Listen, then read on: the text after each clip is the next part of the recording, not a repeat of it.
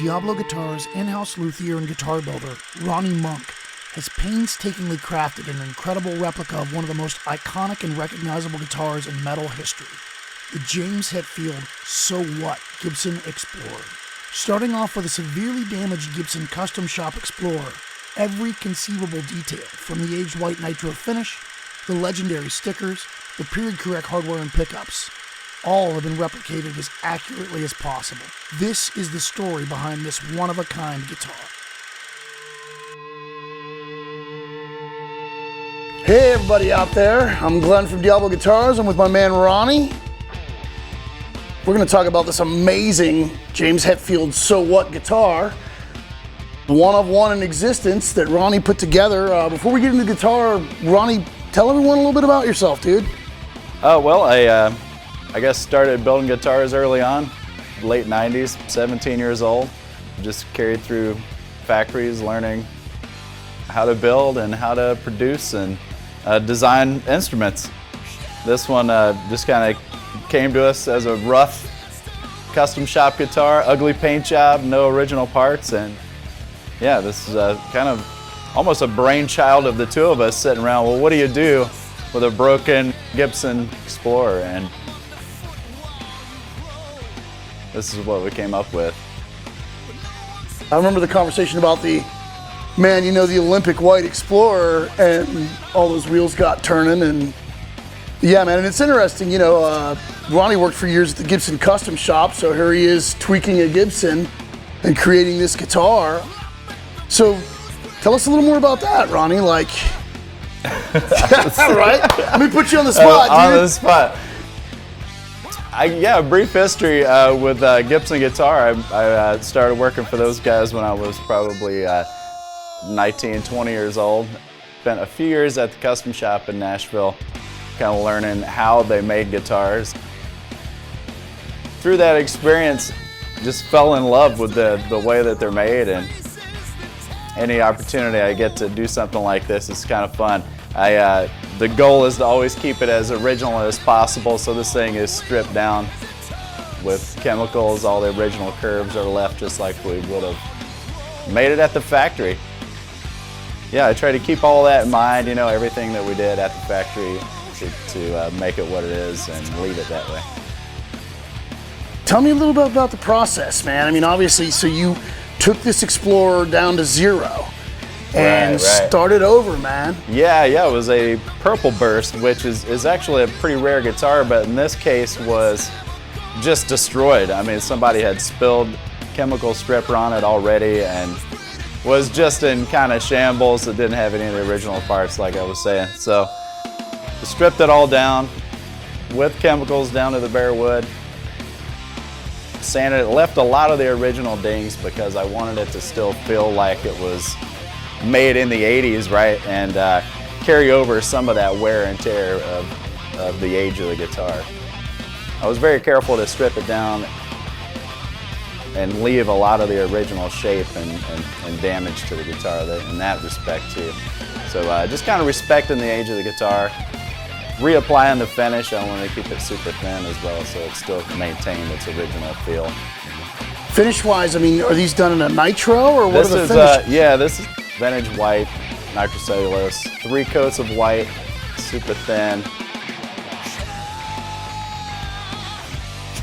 Scuffed down with another 3-4 coats of clear coat, and then aged. It's basically a thin VOS finish is what's done on this guitar.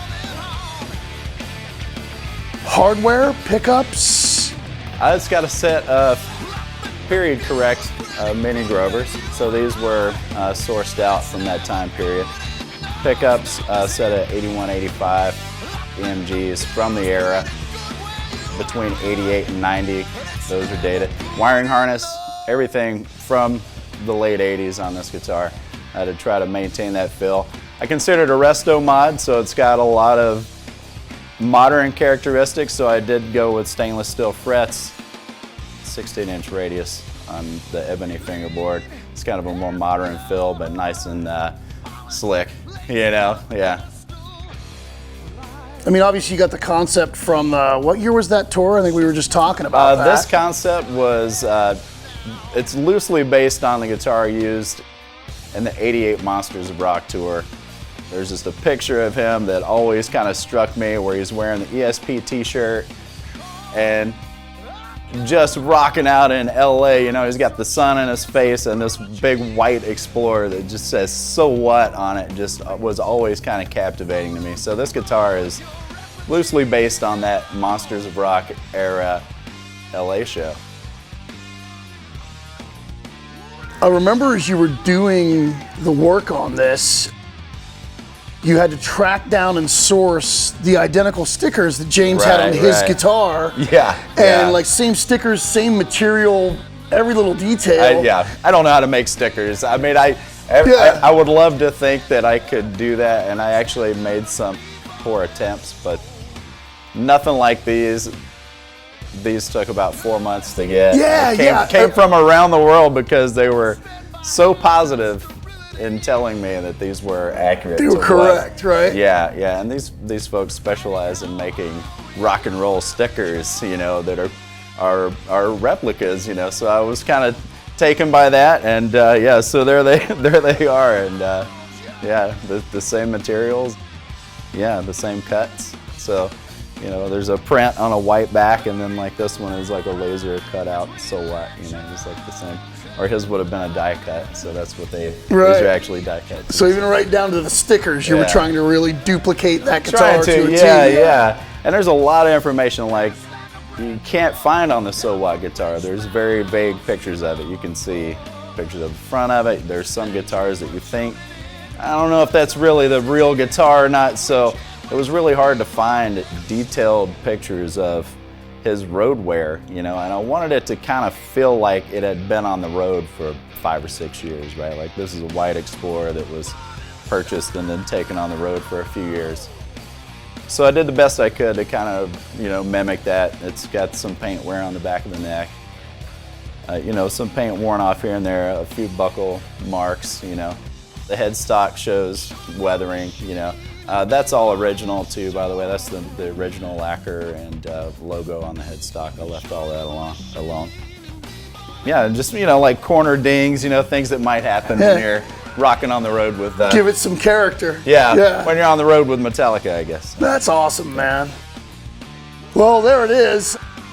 We're really excited about this. I mean, Diablo Guitars, through Ronnie and his expertise, is starting to do some custom builds, and this was a big project for Ronnie. I remember him coming in every couple of weeks and talking about, you wouldn't believe what I'm going through to find these stickers. And so we're really proud of this guitar, and I know it's gonna find a killer home, man. I mean, honestly, I want it. I want to take that home, because the Hetfield White Explorer is just, to me, the legendary image of James Hetfield, man. And I think you did a beautiful job recreating it, man. I mean, this is a truly cool guitar. Thanks, appreciate it, yeah. All right, well, Glenn and Ronnie from Diablo Guitars signing off. See you soon. Thanks so much for joining us. Don't forget to like the video if you did like it, and subscribe to the channel, as we'll have more content coming your way. Thanks so much, everybody. Take care out there. Rock on.